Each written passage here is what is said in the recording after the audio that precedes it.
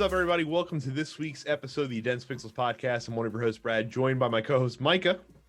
Because of what we were just talking about, I was about to do an Irish accent, but I figured that probably wouldn't be appropriate.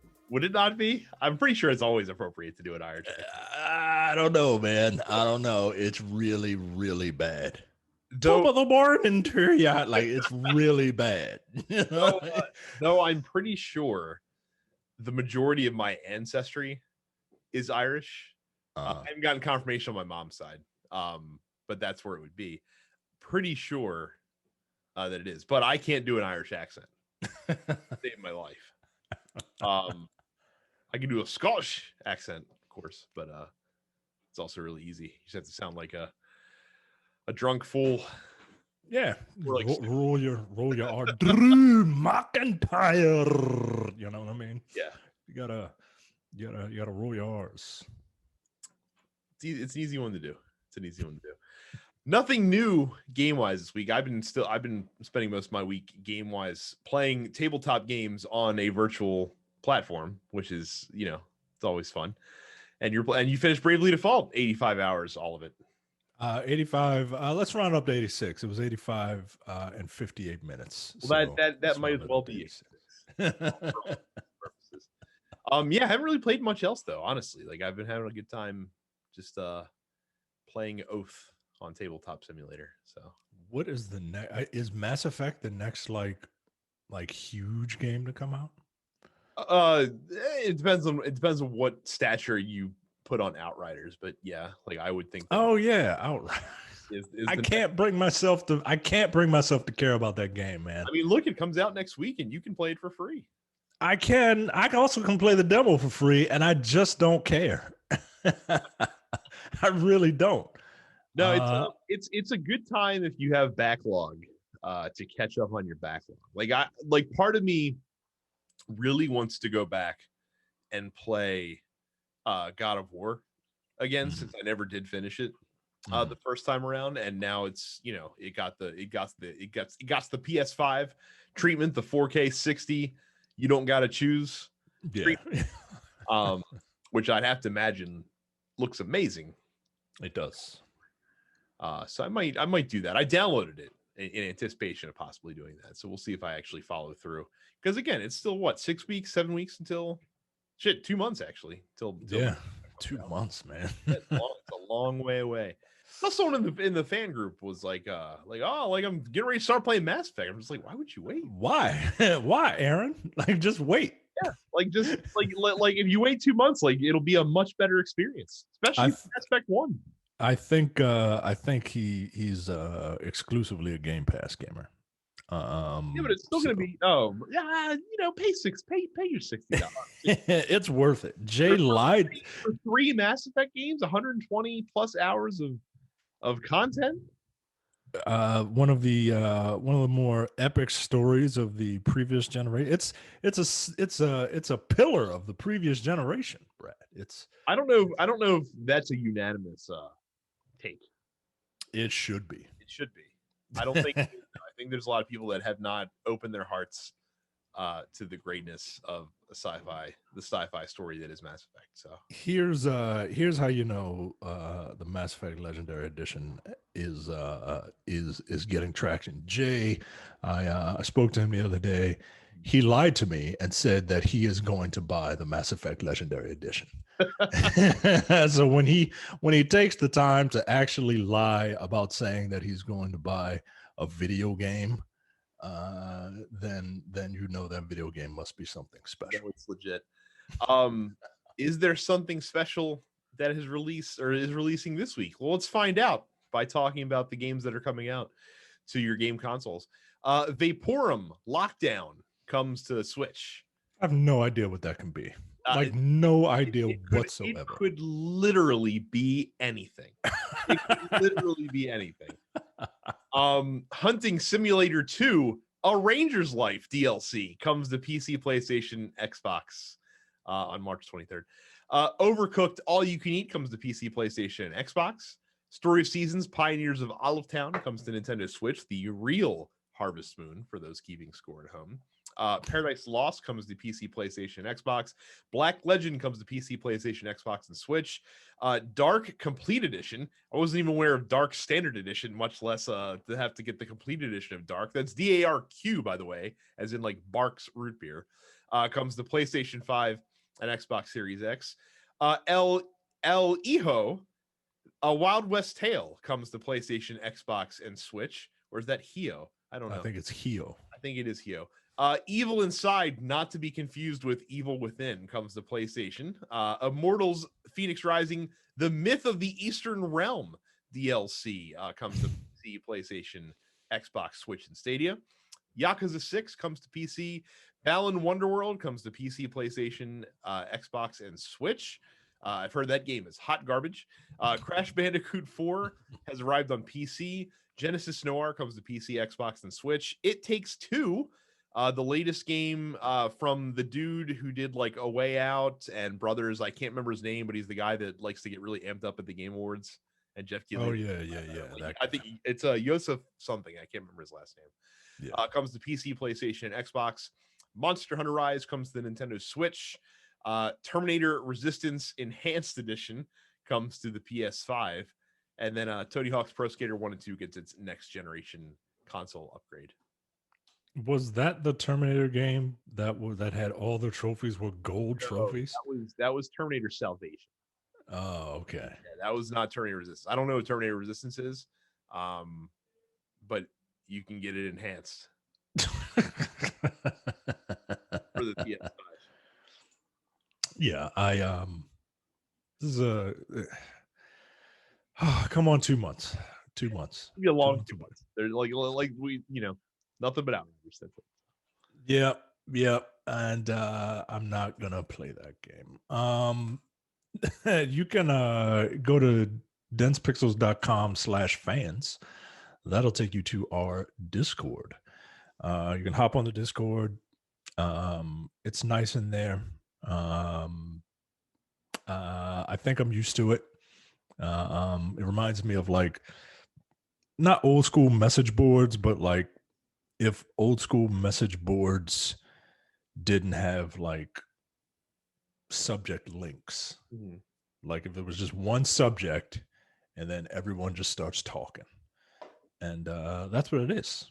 And we have a good time in there. We have a lot of different like categories and stuff. If you're looking to find people to game with, we have looking for group channel. If you want to talk wrestling, we have a wrestling channel. I made the switch. I'm off the WWE network and I'm on Peacock. I wanted to wait. I wanted to wait until after Fastlane because I figured that there would be some technical hiccups. From what I hear, there were some. Yeah.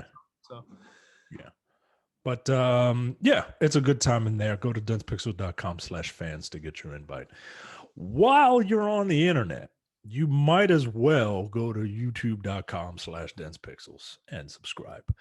You got nothing else to do but to listen to us talk about video games and the video game news, and you can do that while looking at us. Isn't that nice? Go to youtube.com/densepixels to subscribe. And since you're just whoring yourself out, the subscriptions and all that, you might as well subscribe to all of the shows under the TNP Studios banner. These include the Nerdpocalypse. We'll be having a special guest on this week. A friend of mine from another podcast that I kind of guest on. Black on Black Cinema. We recently did Fatale, the Hilary Swank, Michael Ealy movie. Coming Distractions, our contemporary movie review show, and the weekly preview episode of the Look Forward Political Podcast, in which Brad will be on. Yeah. So if you want more Brad, and who doesn't, listen to the Look Forward Political Podcast. New episode of Coming Distractions has the spoiler-filled review from Jay and Micah of the Snyder Cut of Justice League, a movie that, by the way, not to interrupt the ad read with a tangent. This has never happened before. I've never seen so many people go out of their way for 4 hours to watch a movie that going into the movie, they were 90% certain that they were going to dislike. And yet people are spending 4 hours of their lives essentially hate watching something. Like I don't mind a good hate watch. I don't know if I'm sitting down for 4 hours to hate watch something. I am a firm believer that there is no such thing as hate watching.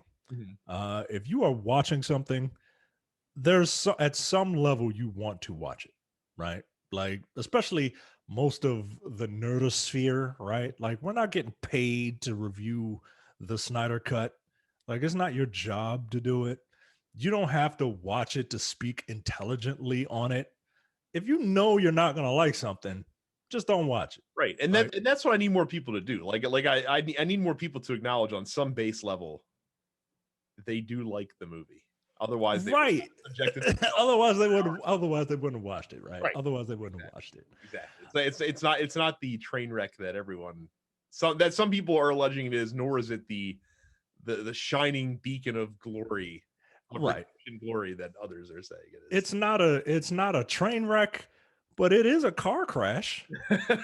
You know what I mean? Like, you don't want either to happen, but like, if one's gonna happen, I'd rather it be the car crash than the train wreck. Go to densepixels.com/premium, and for $5 a month or $50 for a year, you get access to the premium slate of podcasts, including the airing of grievances, No Time to Bleed, The Men with the Golden Tongues, Upstage Conversation, and the full episode of the Look Forward Political Podcast. Maybe, just maybe, I can convince Brad to do a special Men with the Golden Tongues episode on Black Widow. Oh, now Brad's done. Consider it. I said excellent. Yeah, absolutely. Excellent. Black Widow. Any excuse to record again. Black Widow comes out on my birthday, but it's premium access, so we're gonna have to pay $30 to watch it. But good, excellent. I would love to do. I love the Marvel Cinematic Universe. I love spy movies.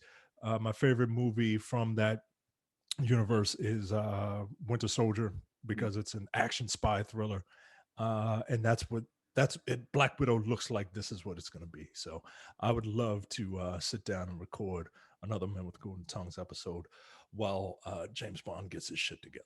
I'm going to throw the gauntlet down right now. You and I could probably just figure out some more movies that we want to do, because we have our lists. We just need to get back to it. Time is tough. Time is difficult. Me going to a 9 to 5 has not helped anything. So I've got a wild idea for the moment with the Golden Tongues. I'm not going to announce it on the show yet. I'm just going to put it out there into the ether. I'll talk about it with Micah afterwards. Excellent. But potentially cool stuff down the road if we like this. Excellent. So getting to the news. So EA has acknowledged that they're probing the possibility that EA employees may have sold hyper rare FIFA Ultimate Team cards for thousands of dollars outside the game. So for those that are unaware of how Ultimate Team works, you have your general bronze, silver, gold cards that most folks can get with, and different players have different levels of rarity based on how good they are. And then you have special cards, and they have a ton of different special cards that come out. The most notable ones are the FUT Icon cards, which are Ultimate Team cards based on legendary former players. And they're the hardest to get. EA will not elaborate on their drop rate in packs other than to say that they're less than 1%. So in reality, they're probably 1/100th of a 1,000th of a percent that you have to get them. But apparently folks have been selling these cards and potentially some folks that work for EA. So inside of FIFA, they have the ability to generate and give cards away if need be. Sometimes they do it as a make good for customer service. They'll give you a free pack, that kind of thing. So if a staff member wanted to, they could potentially generate more of these cards and then just sell them to whoever. Basically, hey, give me your, your account ID, and I'll push this over to you, and it'll just show up in there. And you may say to yourself, why would someone pay thousands of dollars to get these cards when you can't even use them past when the next edition of FIFA comes out? Like, Ultimate Team is not a persistent game mode. Oh, so it's just you hit the reset button whenever a new edition of FIFA comes out. Like, you can still play FIFA you can still play FIFA 21 Ultimate Team past the release of FIFA 22, but the community pretty much migrates over to the new game, and everyone starts from square one again. Look, if FIFA's your job, if you're like a professional streamer, that kind of thing, you absolutely would pay for these cards if you couldn't get them any other way. And there was one streamer, and there's a good article on Eurogamer that says, testing the theory that, because EA loves to say, well, you can get any of these items and all of these items without having to spend a single cent in the game. So a prominent streamer put together like his dream team of cards, which is like an all FUT icon team essentially, and totaled up the market value, the current market value of those cards in the FIFA marketplace. And in order to purchase that team, to get them from the auction house, would cost 100 million FIFA coins. So for context, the average amount of coins that you earn in a single game with weekly bonuses enabled is 1,500. So that streamer calculated that if all you did was if you played 5 games an hour, which is about average, and you played 24/7, it would still take you 960 days to amass enough coins to buy this team. Jesus. And so you're like, all right, cool. So you can't do it through playing. So can you do it through trading? Because you can, if you buy cards low, you can sell them high. Working the FIFA market is a difficult but tangible strategy that a lot of pro FIFA players do. It's like a stock market of any other in many ways. If you average a profit of 10,000 coins per trade, which is very high, by the way. Like, it's very difficult to find that kind of value. You would still have to perform like 10,000 trades in order to get to that amount of coinage. So the thought that, oh, you can just earn these just by playing the game without having to spend money is bullshit. Like most people that get these cards have to spend thousands of dollars buying random packs to get them. It's like all that it's sports season, and it's always sports season, but it's sports season, and I'm seeing a bunch of like DraftKings, right? Bet $1 win $100 if a boxer throws a punch. Like, wait, what?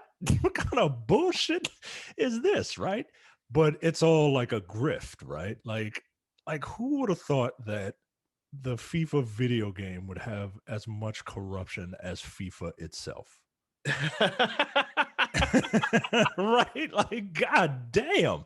Like, if it's in the game, it's in the game. Well, and it's funny, right? Because EA themselves creates this problem because they alone control the influx of the cards to the marketplace. Like they're creating this artificial scarcity that is leading to if they didn't want people to sell these cards for stupid amounts of money, just put more cards out there. Like the fact that the cards don't exist is the problem. Like that there's only so many of them floating around.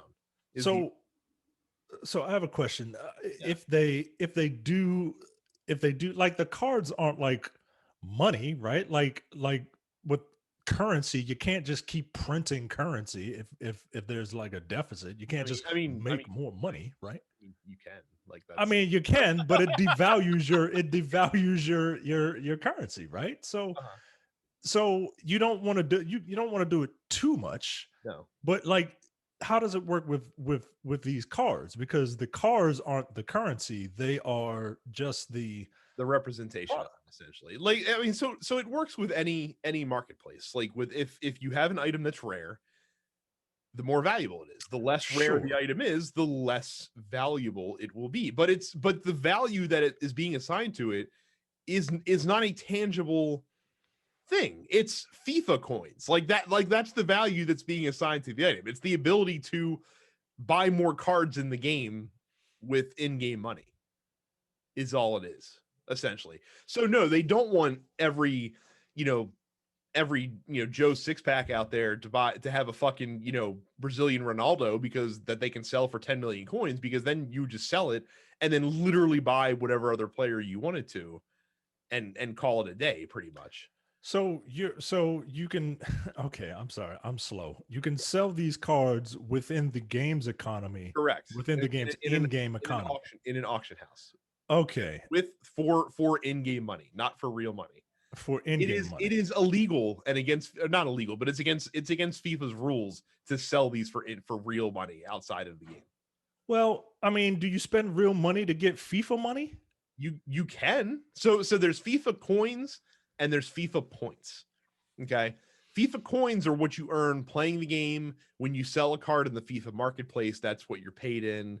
That's kind of like your in-game currency. Okay, and FIFA you can't points, buy that currency. No, the only thing you can buy with FIFA points is the currency that you purchase with real money. The only thing that you can buy with FIFA points is packs. Okay, and that's it. And packs are the slot machine. That's where you're ripping the pack open. You get your 12 cards or however many it is, and pray that you get something that's worth a damn. Because and to be clear, you can buy packs with in-game money as well, but the problem is that like a premium gold pack, for example, in FIFA costs 25,000 in-game coins. If you don't pull anything good from that pack and you sell every card in that pack, your return on investment might be 4,000 coins. Right. It's stupid to spend your FIFA coins on packs because of the rare nature of getting a good card. It's much more efficient, believe it or not, to spend real money on packs of cards, because real money is only withheld by your circumstances in real life. FIFA coins are limited by what you've acquired in FIFA cards and able to sell off. Yo, this is some diabolical shit, man. It's kind of crazy how EA, like, as much scrutiny as they've gotten, that they haven't gotten more. like it's pretty bad. The net revenue for FIFA Ultimate Team for the fiscal year that ended in the spring of 2020, this is pre-COVID, by the way, was $1.49 billion with a B. And their projections for April-June 2020, when the pandemic was in full swing, was 70% year over year. Wow. So they're probably going to be closing in on $2.5 billion of revenue from Ultimate Team this year. Good Lord. Yeah, it is wild. It really is something, because like I said, I honestly, like, there's it doesn't get talked about because it's FIFA, and outside of, like, America doesn't give a shit, and America drives a lot of the news cycle when it comes to kind of this stuff. Yeah. But this, like, it's arguably worse than anything that Activision does on any, to gamers on any kind of basis. And 2K is also up there as well. I mean, the 2K My Team system is egregiously atrocious. It's atrocious. It's fucking horrible. But yeah, but it's wild, man. It's wild. And again, like, you have streamers that, and again, and EA is smart, man. Like, streamers get gifted tons of FIFA points to buy cards because they know that, EA knows that'll get people in the door, essentially. Almost every FIFA streamer, prominent FIFA streamer plays Ultimate Team. And is it because that this is European football, not American football, that, like, because Madden has like an Ultimate Team, right? It does, but it's not nearly as popular as FIFA is. Okay. Yeah. And I would imagine that that's just because, like, the world plays European football. Because the world plays it. It's because there are so many more players, and I mean, like soccer players in FIFA than there are football players in Madden. Like in Madden, like in Madden Ultimate Team, if you want a quarterback for your team, you've got 60 to choose from, plus whatever legends. Let's just say you got 75 to choose from. And half of them aren't worth a damn, at least. With FIFA, how many strikers do you have to choose from? How many clubs are in the game around the world? There's hundreds, and that's just one position. Wow. So yeah, so this is super interesting, man. Yeah, and like I said, if they do find that an associate, an employee of EA, is doing this shit, holy shit! They already had to put the clamp down on gift packs that the staff can give out to people, that kind of thing, while they're investigating what's going on.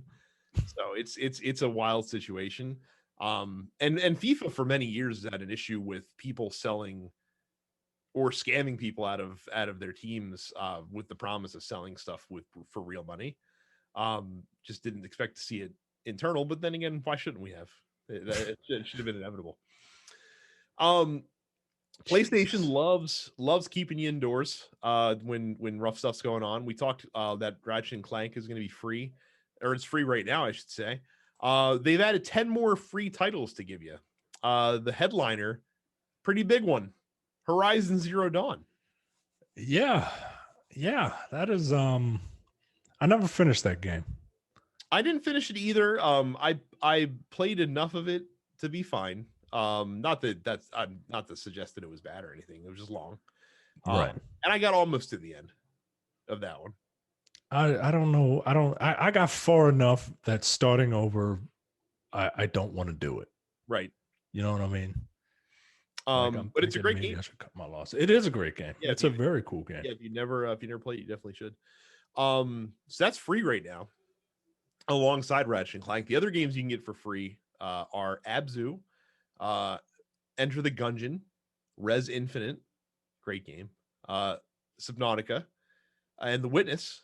And then if you have a PlayStation VR, you can get Astrobot Rescue Mission, Moss, Thumper, and Paper Beast. These games will all be free until April 22nd. So get on that if you have not done so.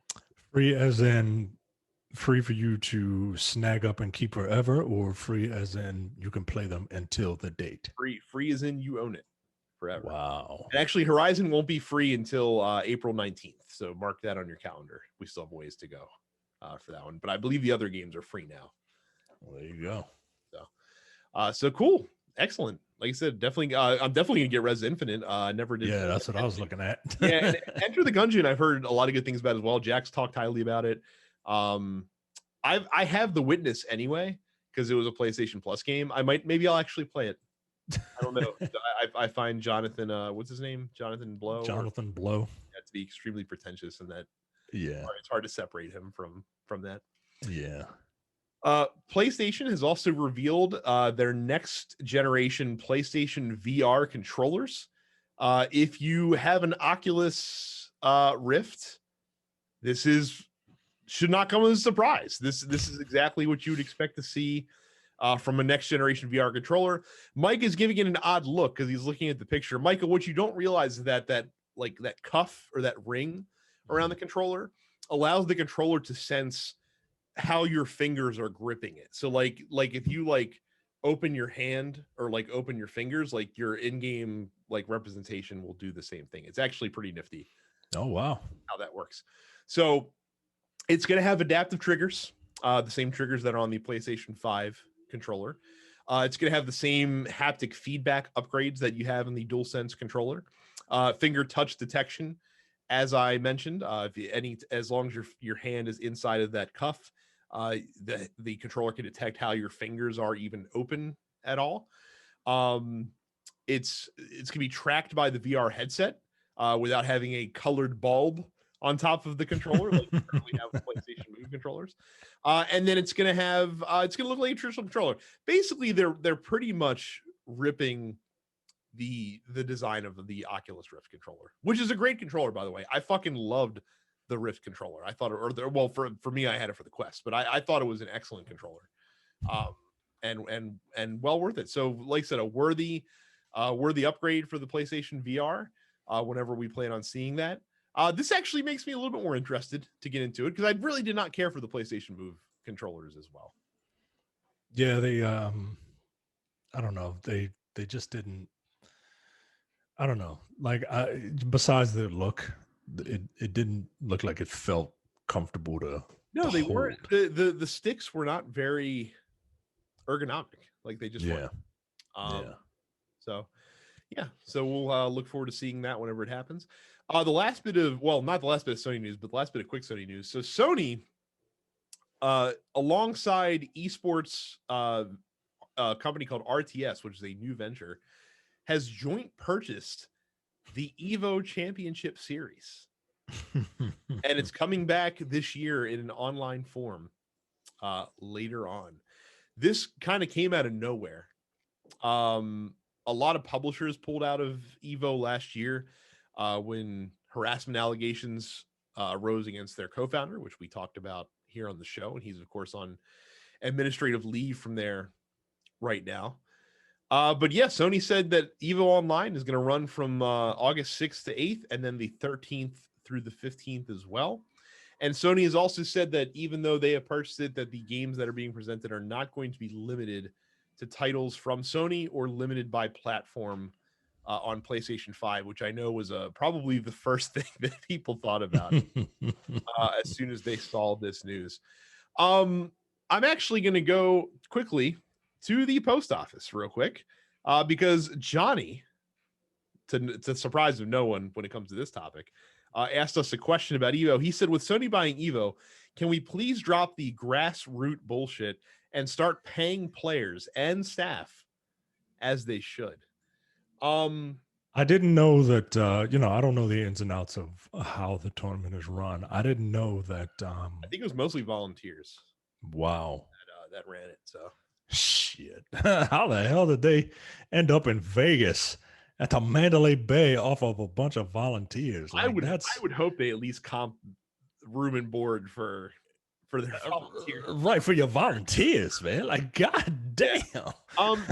Paying players is interesting. I don't necessarily know if you can pay players to play at Evo because it's a open invitational, is it not?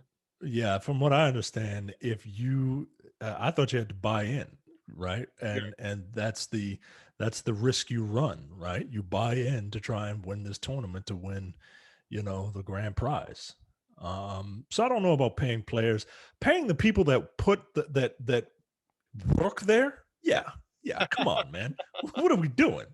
They're not independent contractors. They're your employees.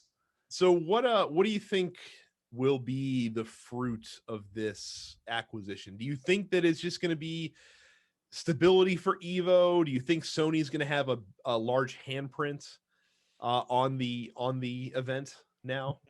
Not at first. I think what this purchase will do, one, is it will add a sense of a structure, right? It'll add a structure to this event that I'm not going to say was lacking, but there's something about a well-oiled machine running the show. Your marketing will be through the roof, right? Like they're gonna make sure you see this thing. I don't think they'll have I don't think they'll start making demands yet. I think Sony will work its magic to try and build this thing up to something that is mainstream. We know about it, but like we are on a video game podcast. If my wife is just like, hey, don't you have that fighting game thing that you want to watch? Right? Like if she knows about it, then it's mainstream. And once you start getting mainstream, you start getting advertisers. And once you start getting advertisers, more money comes in. And then Sony will come in and be like, maybe you should do this, or maybe you should do that, or maybe you should have a little more, maybe you should show the PlayStation a little more, right? In terms of games, it would be foolish to exclude games from this tournament. If anything, Nintendo will be the reason that Smash isn't Yeah, at Evo. honestly, and, Like, and honestly, it won't really be Nintendo. It'll be the Smash Brothers community. That's the reason. right. Like So all I can think of is like it's like Smash players like complaining like, oh, it's because Sony bought Evo, we can't go, and it's like the Anakin Sky or the Obi-Wan Kenobi memes like, you did this you to yourself. so I don't for the first couple of years, I don't think there'll be any, anything anything major to happen. You might get it might be available on, more screen. It might be more widely available for you to watch, right? Like maybe I can actually watch this on like an ESPN or something. Mhm. Um, I think they had one tournament where they did play it on ESPN. Yeah, they did, because they were like, you got to censor that wrestling chick Yeah, and, smacking her and the ass. grand final was also at like 12:30 on a Sunday night, 12:30 Right. on a Sunday night. So Right. But by the way, you got to do something about that. You got to change some times, man. right. You can't look, you got to cater to East Coast people. I know the scene Like is I get that you want like Street Fighter to be, I guess last year's DBZ, you want that to be like your main event, the last thing people see. Nah, dude, you gotta treat this like a UFC fucking pay-per-view, man. Like you gotta put the yeah, main man. event on at a decent time, and then you put on like the scrub grand final after that when if people Yeah, want to man. watch they can, but whatever. Yeah. You can't you can't. And look, it's going to be difficult, right? Like, because you got the Japanese time zone, you got the West Coast time zone, you got the East Coast time zone. But like, nah, yo, every television program caters to East Coast time zones, unless it is like a the Lakers versus the Clippers. You know what I mean? Well, Then and East Coast is fine because Japan is 12 hours off of that anyway. So if you're going to go right, for East Coast, then if you're doing it at, you know, 9 p.m. East Coast, which is a fine time, then you got, 9 a.m. in Japan. Like it's cool. You're good. yeah, yeah.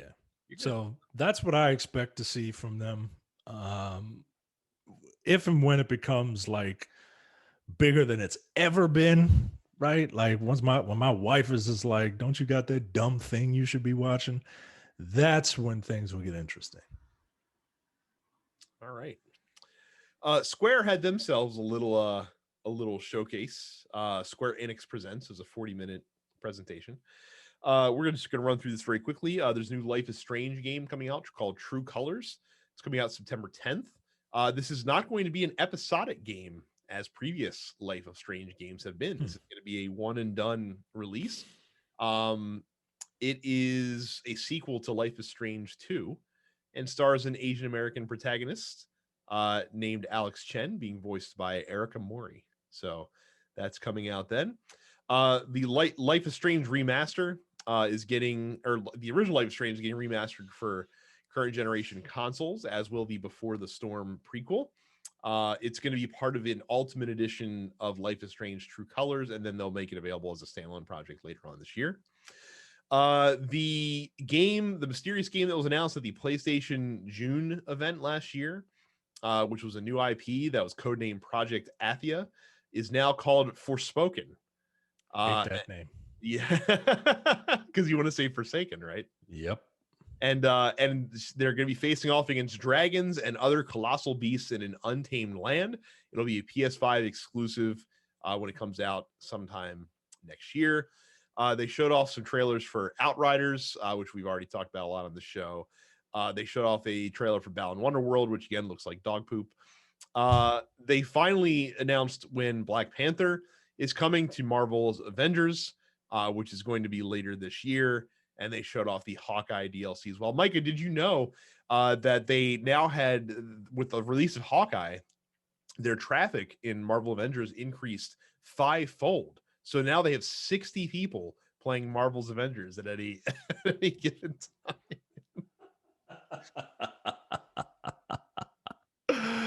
Oh shit. That's funny. Yeah, I'm officially done with Avengers. I'm not I don't think there's any way I'm firing this game back up. Because it not enough has changed.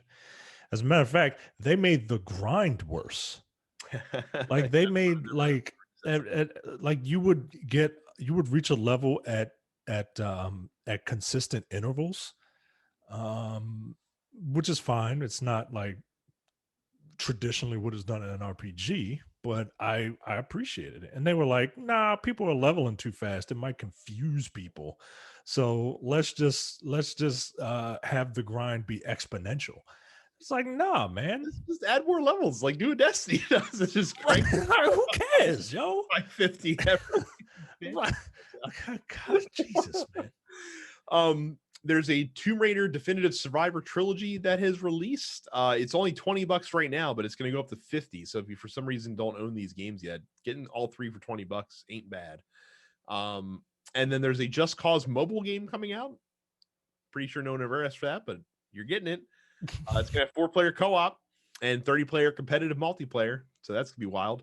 And then there's a Space Invaders augmented reality game coming out as well sometime this year. So I'll have to watch the Life is Strange thing. Yeah. I like that first Life is Strange. I didn't really play the second one. I know you do. You're not getting excited about Forspoken? The name is killing me, right? Like I feel like I should be interested because it looks like there's a black woman as the lead. Mm-hmm. But I will I don't like the name Forspoken, and I just have to see more.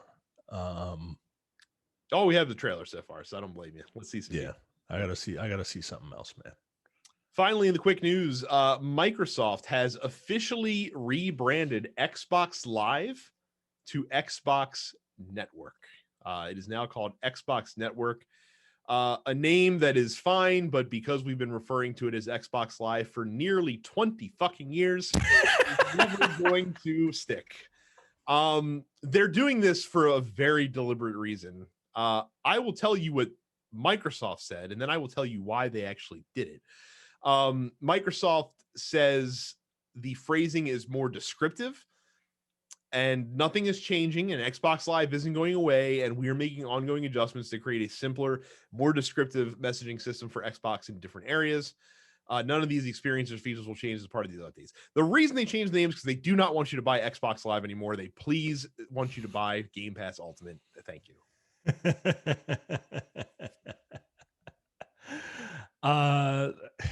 I don't know how difficult it is to like if you buy Xbox Live points or whatever, not points, but like the monthly Xbox Live things. Yeah. I don't know why that doesn't just I don't know. I feel like there's a way that they can just make this transition a bit easier and still keep the branding. Because like you said, the branding is like, it just rolls off the tongue now. We've been saying it for 2 decades. It's Xbox. Oh, Xbox Live. I want my Xbox Live points. Can I get my 3 months of Xbox Live? Right. But I don't know. There's a real easy way to do this. And they're not going to like it, but it's whatever. Here's what you do. You take everyone that's on Gold, but not on Game Pass. And you say, on this day, like you do hard stuff. Like as of today, you cannot buy Xbox Live Gold anymore. We are going to honor your current Gold subscription. So if you bought it for the next 5 fucking years, your Xbox Live Gold for the next 5 years, we're going to give you Game Passes for free as part of it. But then it's gone and you have to be Game Pass subscriber. That's it. That's what you just fucking pull the Band-Aid off. Stop doing we're going to get rid of the 1 month, or we're going to get rid of the 12-month plan. We're going to get rid of the 6-month plan. We're going to raise the prices. No, just be like, we're not selling this thing anymore. We will still honor it. We're going to give you more value over what you paid for it. But then you have to get this new thing and tie it into Game Pass permanently and make that the thing. Don't give people options. Just make one service. One. Yeah. Yeah. If you just want Xbox Live just to play games online, sucks. But the point of them giving it to them for free, of upgrading the Game Pass for free for however long their gold subscription lasts, is you get them hooked in. Because now that person is like, well, you know, I didn't really want Game Pass, but hey, now I don't have to buy Halo Infinite. I can just play it. Yeah. You know what I mean? So I save $60. And then you get used to it, and then it becomes your fucking Netflix subscription, where I swear to God, the only thing I ever watch on Netflix is the once a year when Drive to Survive comes out. And that's all I'm watching on Netflix, but I still pay $13 a fucking month for that thing because it's just part of my life, Micah. Why other people watch it, but watch my Netflix subscription. But I don't. But I just pay for it because it's a cost that I've just assumed exists. It's whatever. You don't even think about it. It's like taxes. I'm used to it now. Yeah, it's your entertainment tax. Yeah. They're like, oh, we're raising your plan $1. I'm like, whatever. That's funny. Yeah, you're absolutely right. Yeah. That's what the WWE Network is doing with Peacock. They're saying, look, April 15th or whatever, 2 weeks before whenever WrestleMania is, like, that's it. We're done. And I went to cancel it the other day, and they were just like, no, it's gonna be canceled. Yeah. You better move over because it's gonna be canceled no matter what. And yeah, you're right. That's what they need to do. Yeah, just stop giving people a choice, and you get rid of the confusion. Giving people options, Micah, confuses them. You have to lay down the law. Yeah, like I said, if they had stuck to their guns back when the Xbox One first released and stuck to like no use games and digital only and this and the other thing, maybe they'd be in a better spot. Probably not, because they got a lot of bad PR out of that. But maybe that's why they're gun shy, Micah, because they've learned that lesson too hard. They can't break away from it. Well, if you're hard-headed, you can go to densepixels.com/Amazon, and you can get yourself a 3-month Xbox Live Gold subscription, a digital code for $24.99. You know, I went to Amazon, I typed in Xbox Live. First thing that pops up is Game Pass. Of course. Yeah, absolutely. Microsoft probably called Jeff Bezos personally. Get that shit off of the fucking marketplace. Like, you don't want to see an Xbox Live Gold membership on there. Get it out of here. When you go to densepixels.com/Amazon for all of your Amazon purchases, you still pay the same price that you would pay. I was about to say the same low price, but you still pay the same price that you would have paid. And you help us out by giving us a finder's fee by going to densepixels.com/Amazon. So today's big news is not as notable for the news itself, but rather for the greater implications that it means. So there's a report that says that sometime this year, and we can expect an announcement next week, Sony is going to be shutting down the PlayStation 3, PlayStation Vita, and PSP digital storefronts permanently. So when this happens, and again, this is a report, has not been confirmed by Sony yet, you will not be able to purchase digital games on any of those platforms. No word yet on whether or not you'll be able to download previously purchased games. God, I hope so. Yeah, that'd be pretty. But how would you access them? You know what I mean? Like, if you don't have a storefront to go to, because already, like, if you go to the PlayStation Store on the web, there is no PlayStation 3 stuff in there. That's already been curated out. But if you can't access the digital storefront, I don't see how you can purchase or how you can re-download your previously purchased games. Well, I would think that they would be in your library no matter what, right? Like they would be in your digital library on your Sony library account. Does not work on PS3 the same way it works on PS4 and PS5. Like, it's not like you have a library tab that you can go to see all the games that you purchase. Like, it's just whatever's downloaded on the console that shows up in your games tab. Oh, wow. Okay.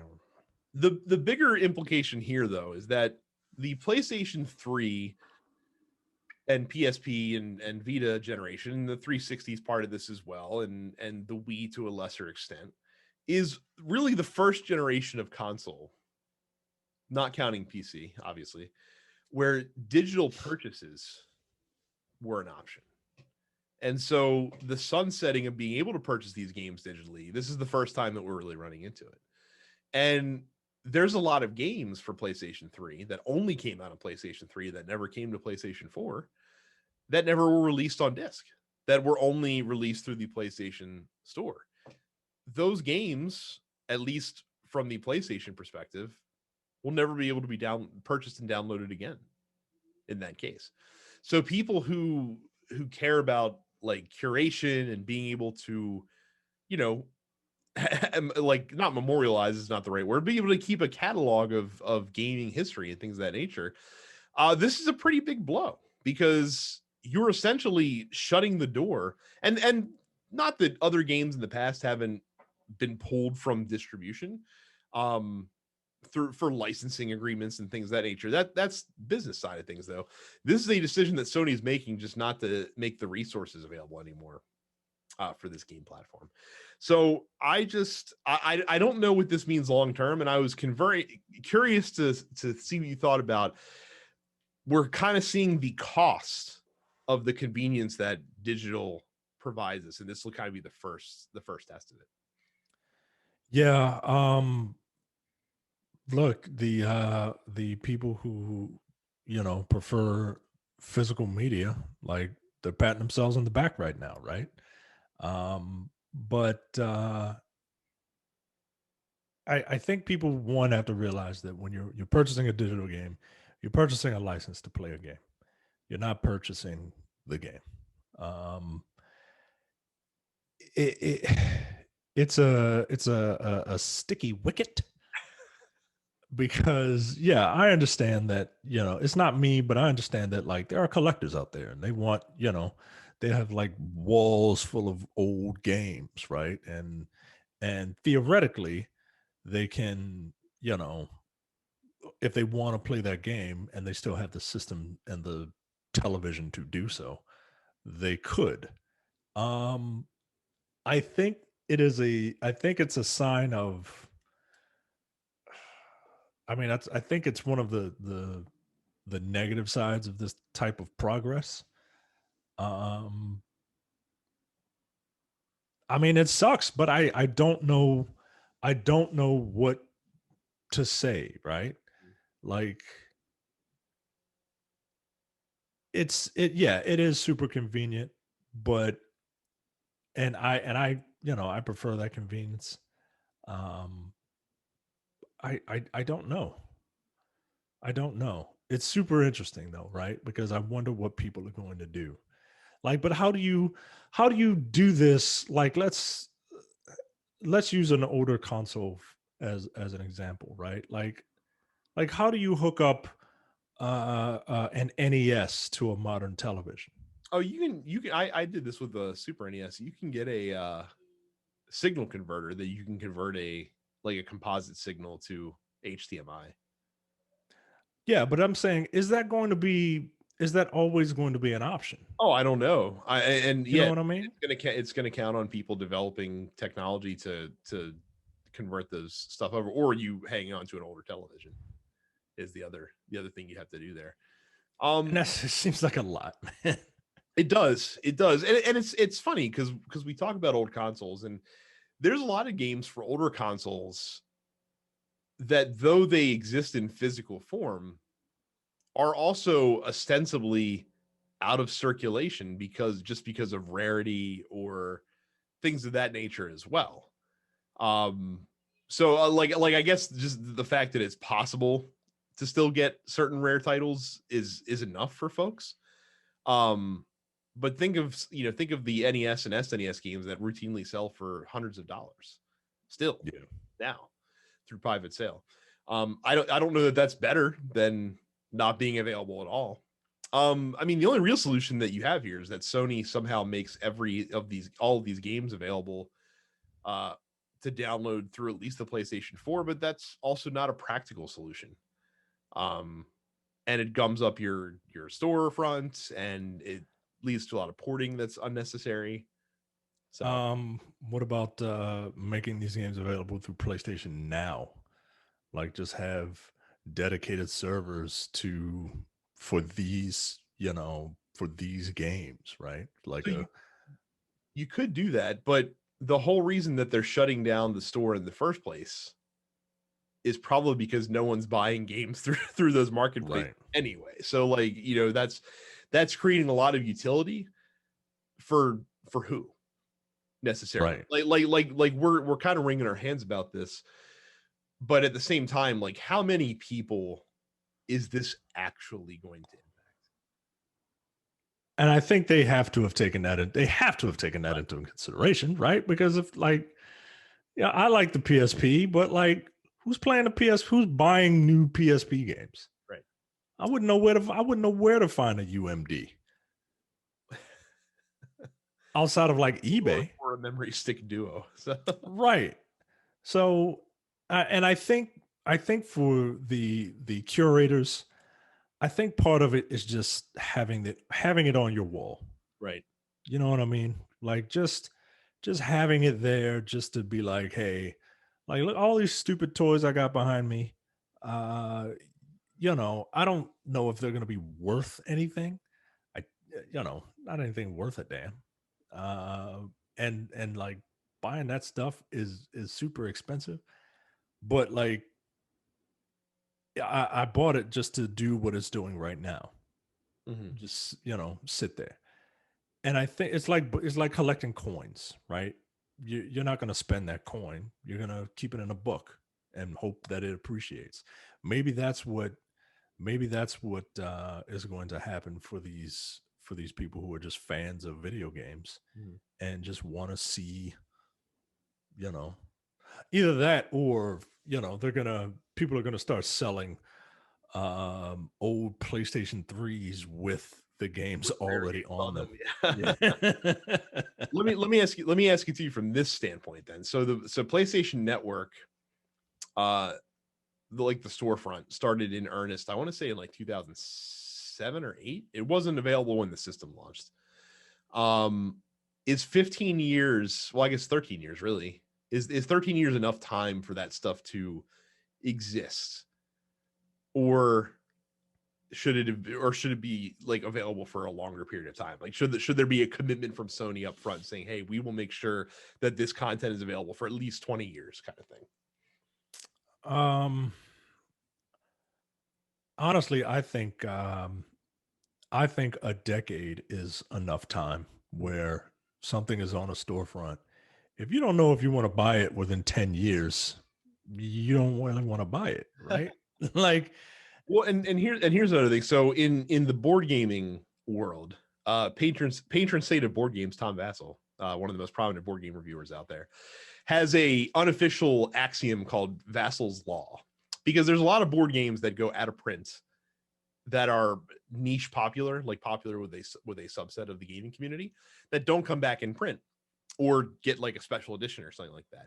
And people bitch like, oh, this game should come back and this game should come back. Well, that Vassall's Law states that any game worth reprinting will eventually get a reprint. And I think you say the same thing here, where any game that's worth continuing forward will get a port or a reissue or some way to play the game forward. It's not like I said, it ain't like you can't play Journey right now on a PlayStation 5 if you don't want to. Right. Because Journey is one of the games that's definitely worth a damn and deserves to be brought forward, for posterity. Yeah. Anyways, and I think you can apply that. And not to say that your game sucks if there's like a particular game that's going to go away because of this, but that also means that you might be a small audience for that game. So, yeah, he's 100% right. Look at all the remasters and ports and upres and enhanced editions or whatever. If there's enough demand for it, people will, like you said, it'll get life. It'll see the light of day. Life finds a way. There you go. As it was said. So we go to the post office real quick. We'll go to Daniel, who was a little bit late last week, came in just under the wire. He said, with the failure of Google Stadia, do you think that Google just wanted to do the old college try because they have the money, or are they serious about tapping into the video game market and will try again? I think they were serious about doing it. I don't think they realized how difficult it would be. Yeah. I think that's the right answer. That company wants to make money, and if it sees an avenue that will bring in revenue, I think they would. I think they would try.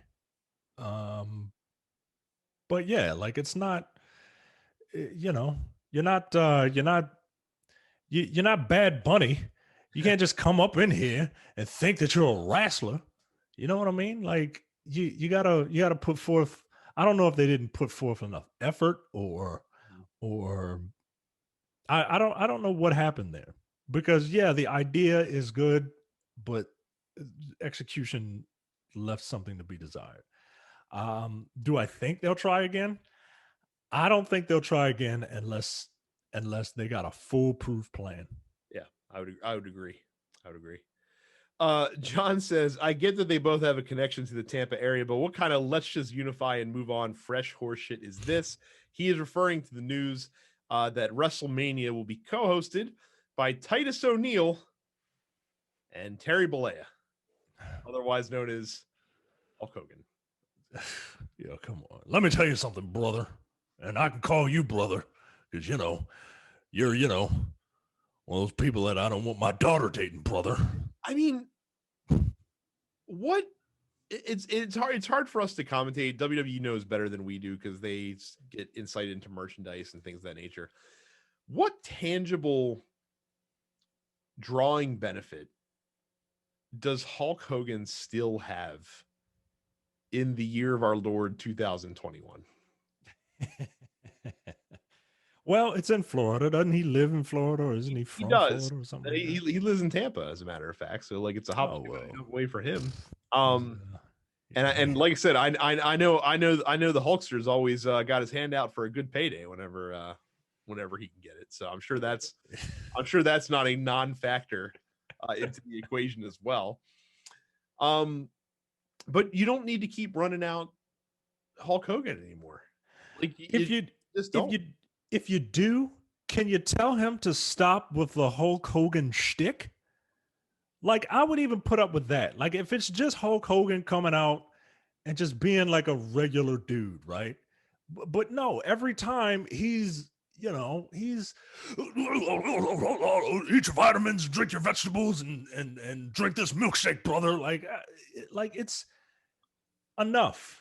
Like I would rather him just come out, be an evolved character, and just come out and just, you could still be the Hulk Hogan character, but like be the Hulk Hogan character age appropriate. Yeah. You are right. There really is the only evolution of the Hulk Hogan character came when the NWO happened.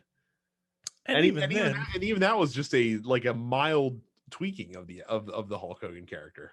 Right. Instead of, say your prayers and eat your vitamins, it was, hail Satan and eat your ice cream or some shit. Like, it's not like it's just the opposite side of the same coin. Yeah, you are correct that it has been just 40 years basically of the same thing. And right. the way that many professional wrestlers that have had a long career have existed is by changing things up. Look no further than Chris Jericho, the ultimate example of this. He's the Madonna of wrestlers, yo. Like, he just and he's successful every time he does it. Even the fucking Undertaker had a couple of gimmick changes. True. That's a good come on, yo. That's arguably the best point. Like Undertaker had multiple gimmick evolutions. Right. Look, the man they call Sting. How many of you young people remember Sting as the surfer guy? Whoa! How many of you people remember that? With the fucking blonde flat top. Yeah, man. Like Sting used to have a blonde flat top. He was just like the surfer guy, and he was just everybody's friend. And then somebody saw the Crow, and now it's been Crow Sting forever. Scott Hall came up with the Crow gimmick. Yeah, I mean, at least he had evolved. You know what I'm saying? Like, It's still the same bullshit with Hulk Hogan, man. Like, and look, I'm no Hogan apologist, believe me. But like, if you're gonna come out, man, like switch it up. Like, get rid of the wig in the back. just go bald and just be like, just be this guy. You know what I mean? You don't have the kind of charisma that like a Ric Flair has, where you can because like Ric Flair, like I believe that the Ric Flair character is Richard Flair in real life. You know what I'm saying? Like, so he can pull the same thing off because he's a larger than life guy. Terry Bollea is an asshole. And you can't shine that up, man. I mean, to be fair, Hulk Hogan, the wrestling character, Is also an asshole. So like how many fucking bullshit heel shit did Hulk Hogan do that people just cheered for because he was Hulk Hogan? Anyone else would have been a fucking heel turn. Everyone was like, "Yeah, it's cool. You pull Sid Justice out of the ring in the Royal Rumble, even though he looked right." Like, you lost, dude. You got thrown out fair and square, man. You go out and pin Yokozuna in 30 seconds after Bret Hart wrestled like right, because I don't want to lose. No, he's too small for me to lose to him, brother. I can't lose to Bret Hart. God damn it. Hulk Hogan. No one's star in professional wrestling, I would argue, has been hurt worse by the advent of the internet and the information age. It's true, right? Because like I said, now all these people that like deal in all these backstage dealings have a resource to talk shit on Hulk Hogan all the time. Yeah, man.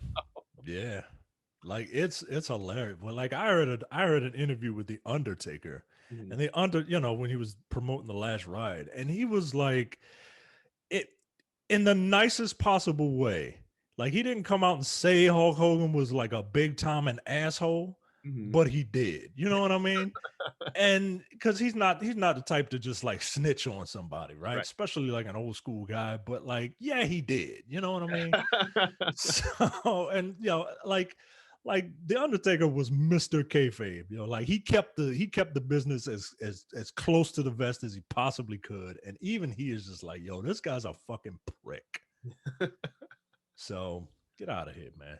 Stupid ass Hulk Hogan. Finally, Rev asks, when did Resident Evil hit its stride, and when was it at its low point?